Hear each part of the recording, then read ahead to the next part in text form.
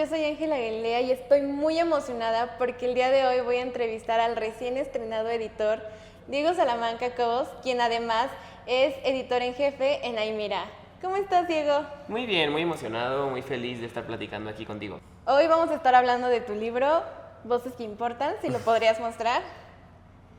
Pero antes, para que entremos ahí en una platiquita y nos hagamos amiguites, ¿qué te parece si hacemos una dinámica? Van a ser unas preguntas rápidas, no hay respuestas correctas ni incorrectas, es para divertirnos y conocernos un poquito.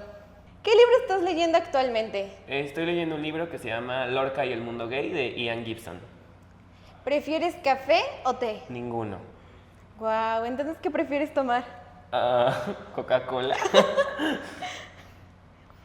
Si pudieras cenar con cualquier autor famoso, vivo o muerto, ¿quién sería? Federico García Lorca. Definitivamente. Sí, o sea, sin duda alguna. Eres el más fan de él. Sí, soy su viudo. ¿Cuál es tu lugar favorito para leer y o escribir? Para leer creo que disfruto mucho leer en mi cuarto o en la sala de mi casa, cualquiera de esos dos lugares me gusta. Últimamente leo más en la sala de mi casa. Y para escribir suelo preferir mi oficina, aunque en estos días de calor la verdad es que prefiero hacerlo en mi cuarto porque mi oficina no tiene ventanas.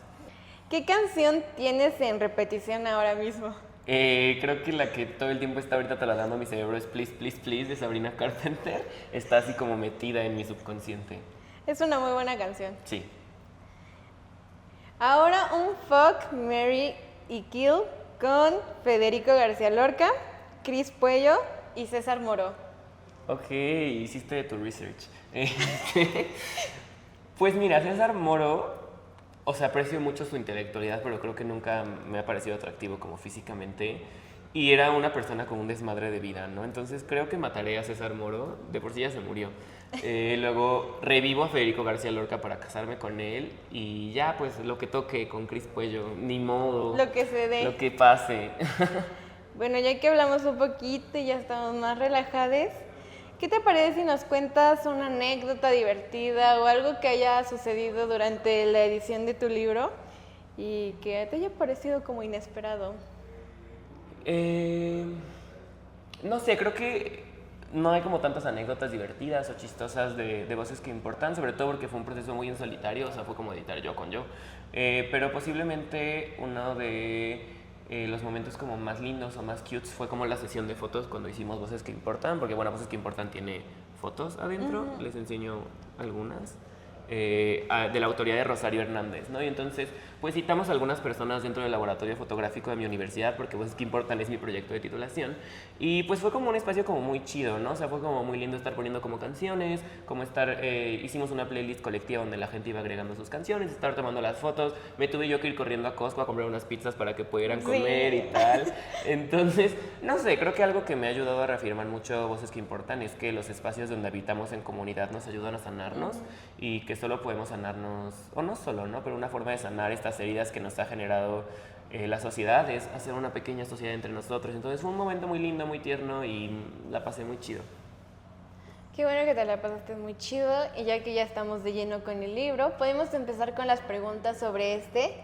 Y bueno, cuentas que es tu proyecto de titulación, pero además de eso, ¿qué te animó a realizar el libro? ¿De dónde viene la inspiración? Incluso este proyecto de titulación, ¿de dónde viene elegir esto? Elegir hacer este recopilatorio de textos. Sí, creo que es importante primero decir un poco qué es Voces que Importan. Voces que Importan es mi proyecto de titulación, que es una antología escrita por 18 autores, autoras, autores queer, que a lo largo de 50 textos nos cuentan desde diversos puntos de vista cómo es encarnar la sexualidad diversa en una sociedad donde lo normativo es no tener una sexualidad diversa, ¿no?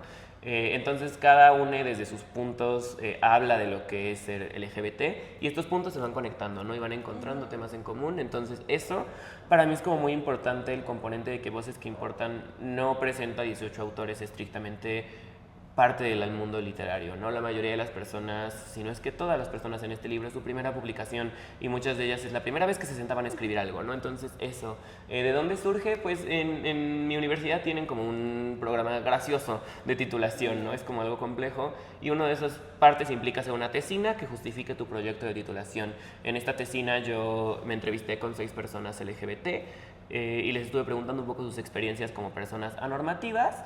Y pues en un inicio la idea era yo convertir estas entrevistas en cuentos, ¿no? Estas entrevistas que yo equiparé con teoría filosófica de Michel Foucault y Judith Butler, convertirlas en cuentos. Sin embargo, cuando yo empiezo a escribirlos, el primer cuento que yo hice era sobre el acoso callejero a las lesbianas, ¿no? Entonces, por mucho que yo pudiera hacerlo lindo y tenía una linda prosa y una buena estructura de cuento, yo dije, changos, ¿no? O sea, como esto que me había contado la chica que me contó esta experiencia, de pronto cuando lo cuento yo se siente muy muerto, ¿no? O sea, como cuando ella me lo contó fue tan impresionante y tan poderoso escucharlo de su propia voz, que de pronto escucharlo en la mía era muy raro, ¿no? Como de un hombre que nunca ha vivido esta experiencia definitivamente, ¿no?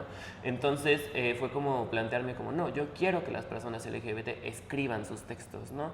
Entonces en mi servicio social yo desarrollé un taller de escritura para infancias junto con mi amiga y compañera Rocío, y este taller yo lo transformé para que se convirtiera en un taller de escritura para personas LGBT. Hubo en total 3 ediciones y pues los textos que están contenidos en esta antología son los que resultaron de este taller, ¿no? Son 50 textos de 18 autores que nos hablan desde muchos lados lo que es ser LGBT. Ya, entonces, ¿nos podrías contar un poquito acerca del proceso, incluso desde que iniciaste con el taller? ¿Y cómo fue, no sé, el llegar a esto en físico, elegir la portada? ¿Cómo fue incluso todo el proceso que llevaste para llevar a la vida este libro? Sí, creo que era como, yo tenía muchas dudas alrededor de este libro, ¿no? O sea, de pronto, por la naturaleza del taller eran textos muy distintos entre sí, ¿no? O sea, tú aquí vas a encontrar poesía, vas a encontrar relato, vas a encontrar cuento, vas a encontrar teatro incluso, ¿no? Hay híbridos entre distintos géneros literarios, ¿no? Entonces fue como, ¿cómo hago esta antología, no? Lo cual también me parece como muy lindo que sea una antología que habla de la diversidad y al mismo tiempo tenga diversidad en géneros literarios, ¿no? Creo que es muy a propósito. Entonces, muy al principio yo tenía como muchas dudas de cómo hacerlo, pero digamos que fui por pasitos, ¿no? Lo primero que hice fue curar los textos, ¿no? Es elegir qué textos estarían. Y creo que es un poco complejo de pronto cuando la premisa de la antología es todo el mundo es bienvenido y todo el mundo puede escribir. Me imagino como el chef de Ratatouille, ¿no? Así como todo el mundo puede cocinar aquí, cualquiera puede escribir, ¿no? Pues cómo selecciono los textos bajo esta premisa, ¿no? Entonces la verdad es que los criterios editoriales no fueron estrictos, por así decirlo, ¿no? Sino que pues yo fui, por ejemplo, había textos en las primeras sesiones que no tenían tanto que ver con el tema de la antología, ¿no? Que finalmente la temática era una antología queer.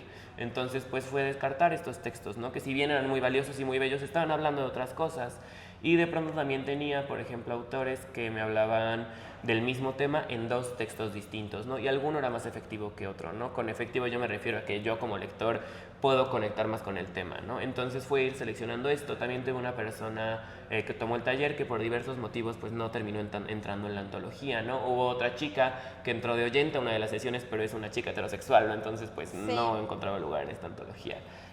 Y ya hablando de cómo se transformó en esto, siento que estoy hablando muchísimo. No importa, tú Está date. bien, está bien.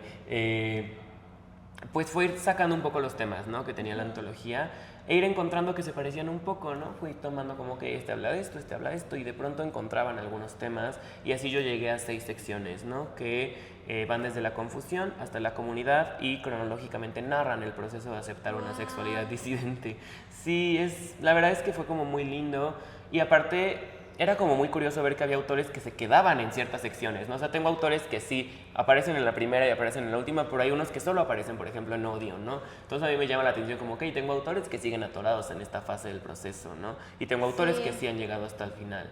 Y ya un poco hablando como de cómo se ve visualmente, para mí el morado siempre ha sido un color muy especial, muy importante y que refleja mucho como mi identidad, porque siempre he pensado que el morado refleja como magia, excentricidad, siempre es un color como psicológicamente asociado como a lo confuso, a lo extraño, a lo distinto, e históricamente se asocia mucho, sobre todo al principio, con la lucha LGBT, ¿no? Entonces, especialmente con Stonewall, entonces fue como, ok, me gusta el morado, significa cosas muy chidas y encima tiene un valor histórico, va a ser morado este libro, ¿no?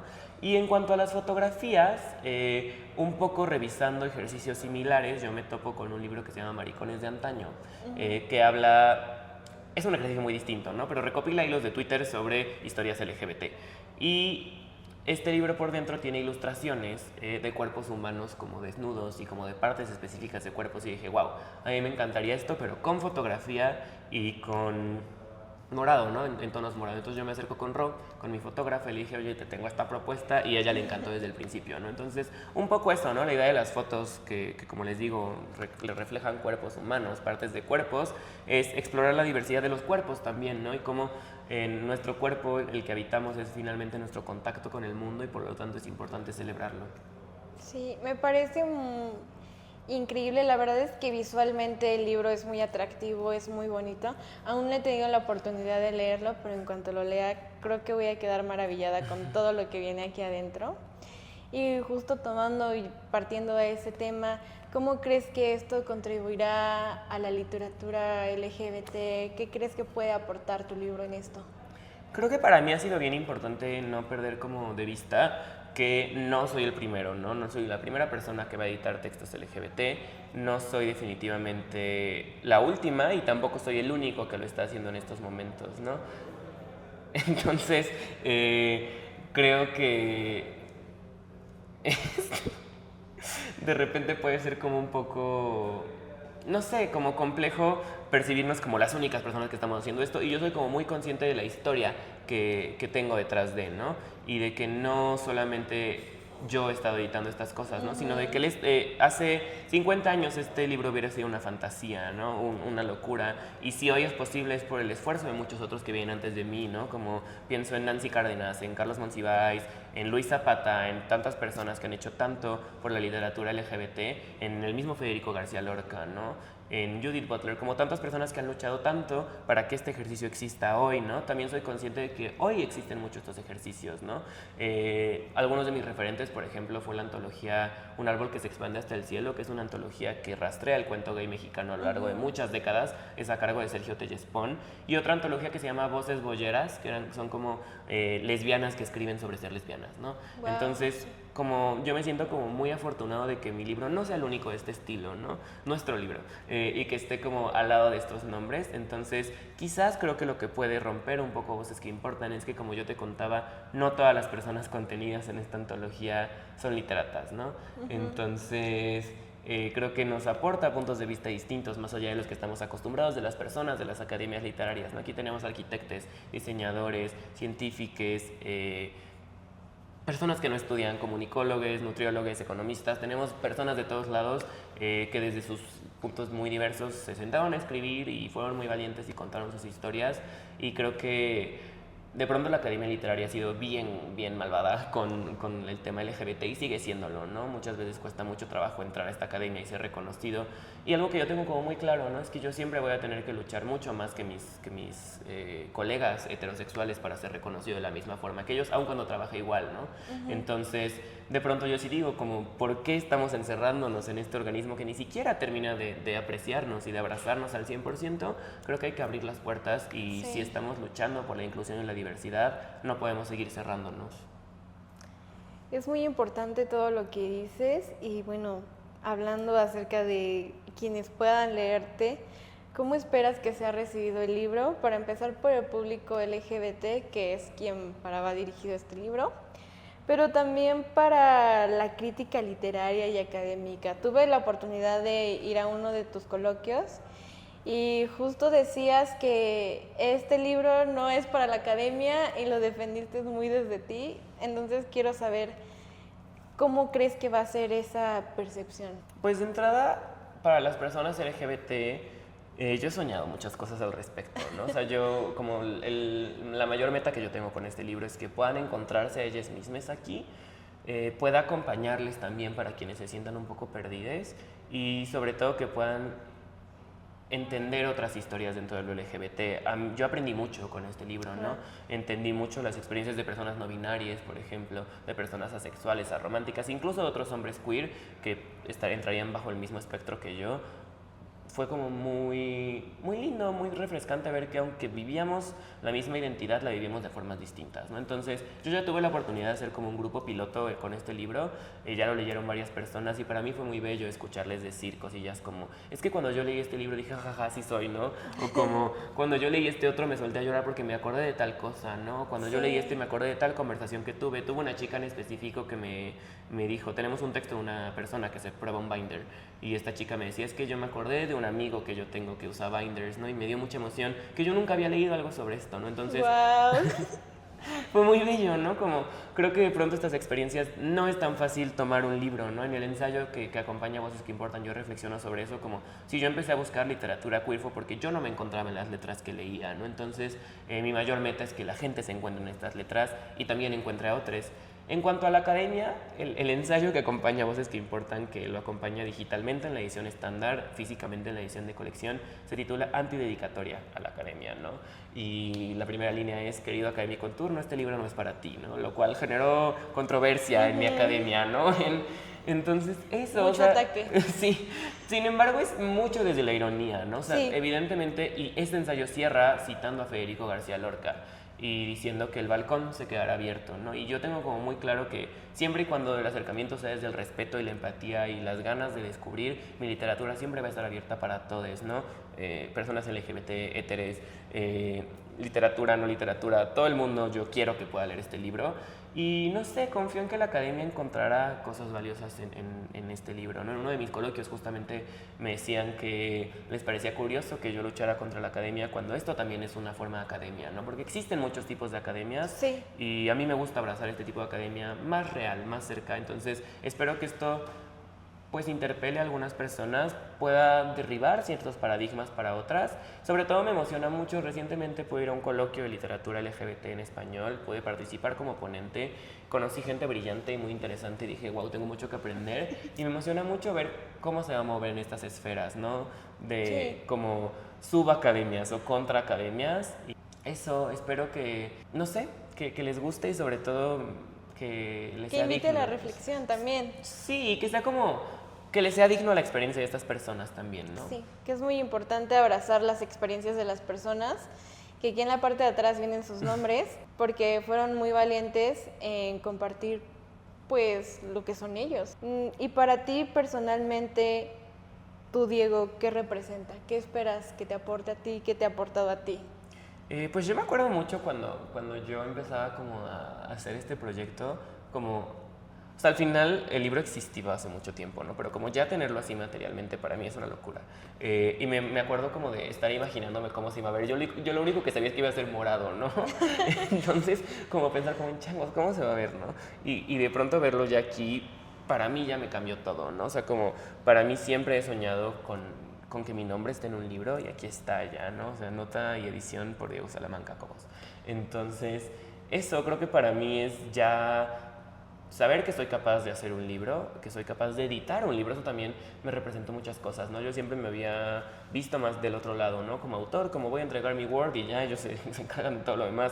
Y finalmente mi licenciatura me retó a que tuviera que hacer este proyecto y lo agradezco mucho, ¿no? Porque me enseñó que puedo curar textos, que puedo corregirlos, que puedo diseñarlos, que puedo presentar una propuesta de negocio, ¿no? Entonces, para mí Diego creo que me inaugura un nuevo mundo y al mismo tiempo creo que también pienso mucho como en un Diego de 15 años que nunca había leído literatura queer y que la empezó a leer y que estaba solito, ¿no? Y que sus únicos amigos LGBT eran los personajes de sus libros y pienso como en el Diego que ahora está escribiendo junto a otras 18 personas queer y está publicando un libro sobre ser queer con otras 18 personas. Para mí ya es una locura, ¿no? Y como voltearme y ver todo lo que hemos avanzado, creo que el Diego de 15 años tendría mucho miedo posiblemente, pero también se sentiría muy abrazado por este libro y espero que siga abrazando a más personas. Bueno, cambiando un poquito de tema, ¿cómo, bueno, tú esto lo publicaste de manera independiente?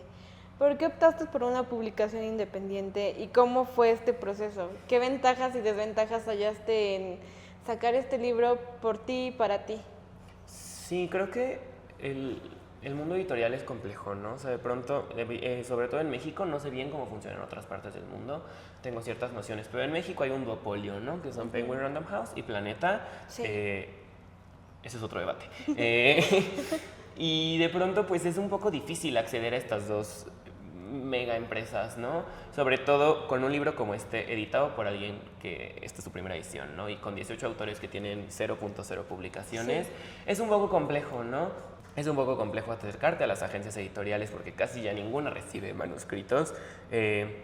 Entonces esto, ¿no? Creo que era un poco complicado yo acercarme a una editorial grande, que pues las ventajas que me ofrecen evidentemente es una plataforma, ¿no? Y el hecho de que ellos ponen la inversión, ellos se encargan de venderlo, yo digamos que yo habría entregado mi maqueta y ahí se ven, ¿no? Esas son las ventajas un poco, ¿no? Como yo no tendría que haber gestionado muchas cosas que estoy teniendo que gestionar y aprender a gestionar ahorita. También pensé mucho en irme por editoriales más independientes, más pequeñas, incluso editoriales especializadas en lo LGBT. Pero, y es aquí donde viene la ventaja, ¿no? Yo tenía mucho miedo de cómo iban a cuidar estos textos, ¿no? O sea, al final yo tengo muy en claro que estoy cuidando las historias de 18 personas queer que me las confiaron desde la absoluta entrega y vulnerabilidad, ¿no? Entonces, para mí era muy importante hacerles honor y yo tenía muy claro que solo iba a ser 100% capaz de cumplir esta promesa si yo me encargaba de esto, ¿no? Entonces, la ventaja es que no tengo, ventaja y desventaja, ¿no? También voy a jugarte en contra. No tengo que responderle a nadie, ¿no? O sea, yo tomo la decisión de, esta va a ser la portada y se acabó. Son decisiones que no he tomado al 100% en solitario, he tenido mucha gente que me ha asesorado, pero al final la decisión final siempre es mía, ¿no? Y este va a ser el precio de venta y pum, ¿no? Y se va a vender aquí y pum, y aquí va a ser la presentación y pum, ¿no? Es algo que suelo consultar con gente que sabe, pero finalmente la decisión final es mía y creo que como artista eso me ha dado rienda suelta a hacer muchas locuras, ¿no? O sea, no sé si en una editorial me hubieran permitido hacer un libro a 2 tintas con fotografías y tal, no sé qué, siendo una publicación tan riesgosa, ¿no? Porque al mismo tiempo también tenemos que decirlo, el publicar literatura LGBT, sobre todo de este estilo, sigue siendo riesgoso, ¿no? Y aunque cierta literatura está siendo exitosa comercialmente, creo que quizás no sea este tipo de literatura, ¿no? Como tan corta, tan anónima, tan vivencial, tan contracultural, creo que no es un proyecto editorial que llame a las grandes masas. Ojalá que en algún punto lo sea, será mi labor, pero eso un poco. Sí. ¿Qué consejos le darías a un editor novato? Creo que tú te consideras también un editor novato, pero ¿qué consejo le darías para que comience con su carrera? Que tal vez o no tiene un manuscrito, que tiene ahí textos, pero quiere publicar algo. Desde tu experiencia, Diego, que hiciste esto, ¿qué le recomendarías? Creo que, bueno, de entrada mi consejo viene de alguien que acaba de sacar su primera edición, entonces tampoco me hagan mucho caso. Pero de entrada como definir un poco qué vas a editar, ¿no? O sea, si te estás autoeditando como autor, ojo, ¿no? O sea, sí, algo que yo he tenido como muy claro a lo largo de toda mi formación, algo que yo no me atrevería a hacer sería editarme a mí mismo, ¿no? Creo que siempre en la literatura es muy valioso tener otros puntos de vista y si el único punto de vista que estás tomando en cuenta sobre tu propio texto es el tuyo, ojito, ¿no? Alarmas por ahí, ¿no? Entonces, pues definir un poco esto, ¿no? O sea, si te vas si vas a tomar el camino de la autoedición, es decir, a editar tus propios textos, pues sí formarte mucho, tener un ojo muy crítico y tratar de buscar más opiniones, ¿no? Incluso yo que no edite mis propios textos, busque otras opiniones, ¿no? Y ya si tienes muy claro tu proyecto editorial, creo que mi primer consejo sería sigue aprendiendo y busca mucha ayuda, ¿no? Finalmente, yo digo, como yo hice este proyecto solo, pero no lo contemplo tanto así, ¿no? O sea, yo tuve mucha ayuda de muchas personas que saben mucho más que yo, ¿no? Y que me guiaron y sin las que hubiera sido imposible, ¿no? O sea, Tatiana, Ruth, Diana, que fueron mis asesoras, me guiaron por caminos que yo nunca había transitado y que posiblemente yo seguiría ahí atorado de no ser por ellas, ¿no?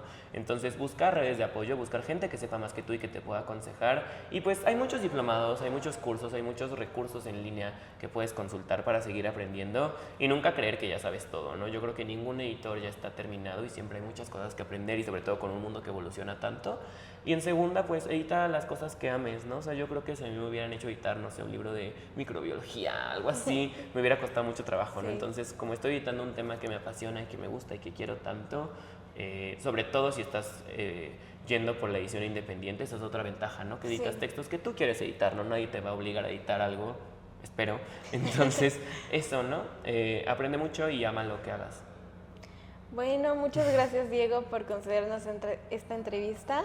Para quienes nos están viendo, hay un lugar donde podamos adquirir una copia del libro, seguir tu trabajo, seguir lo que vas a hacer en el futuro, algún evento donde lo vayas a presentar, donde podemos encontrar Voces que Importan. Bueno, a Voces que Importan les recomiendo seguir @Voces que Importan para que sigan de cerca este proyecto y vean todo lo que se va a estar gestando. Hace un par de días sacamos la preventa, pueden ya preordenar su copia en esa misma página, @Voces que Importan. Próximamente saldrá en Amazon, estará vendiéndose también en algunas librerías por ahí. Y sí habrá presentaciones, en julio tendremos la primera, julio con L, en Latiz, entonces igual estaremos confirmando la fecha por ahí, por @vocesqueimportan. Si quieren seguirme a mí personalmente, soy @Diego de Salamanca_C. Y eso, nada, que estén al pendiente porque se vienen muchas cosas, la presentación también va a estar locochona, vamos a seguir dando talleres de escritura, eso, ¿no? Entonces, @vocesqueimportan por octava vez. Bueno, muchas gracias Diego por compartir tus experiencias, tus respuestas, tu historia alrededor de este maravilloso libro. Espero que quienes nos están viendo puedan acercarse al libro, leerlo, comprarlo y encontrar algo de utilidad, algo que les haga reflexionar y que les llene y alimente el corazón, el alma, todo. Muchas gracias, nos vemos. Bye.